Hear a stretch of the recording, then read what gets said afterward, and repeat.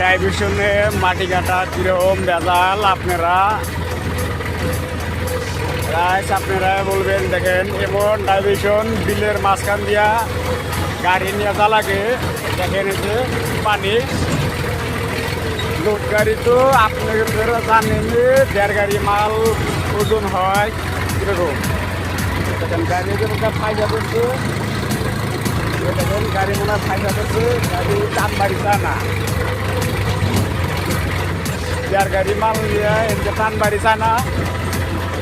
একদম ডাইভিশনটা খারাপ, সেই খারাপ, একদম ডাইভিশন খারাপ। এটাকে